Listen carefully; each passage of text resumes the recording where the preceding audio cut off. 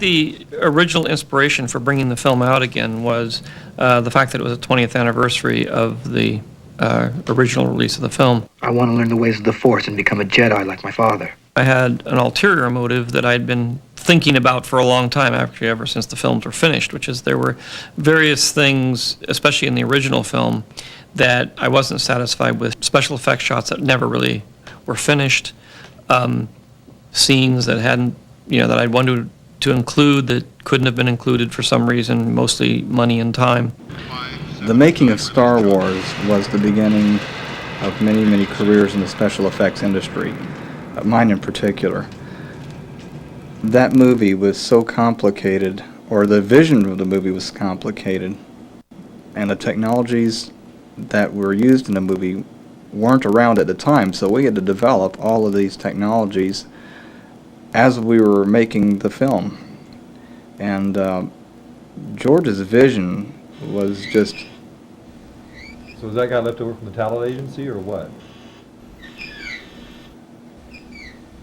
Need some serious squeegee lube.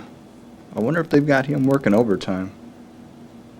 Is this going to come out in the interview? I think he's finished now. I still see a small streak there on one corner of it. Well, let me know whenever he leaves. As I was saying, most of the technologies that we were using at the time, we had to develop ourselves. They weren't around.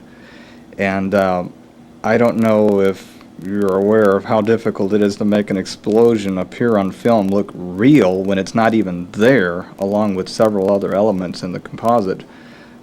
It's a very daunting task because you have a very bright image overlaid against another lighter image, and you can't have any borders. Or sophisticated audiences today can tell if there's matting and compositing, so that was a big challenge. And when George came up to us with his ideas, we all looked at each other and said, how are we going to pull this one off? Watch it, you've got one on your tail! George and I spent many late nights trying to figure out how we were going to pull this off. And we spent many, many hours, and our only friend was a cup of joe. And George had this brilliant plan. He suggested that I should stand off camera with a small gauge shotgun and simply blast the miniatures into oblivion as the film crew went by with the camera. And I thought, okay. So my next question to George was, do you have insurance? Spread 5, I'm going in.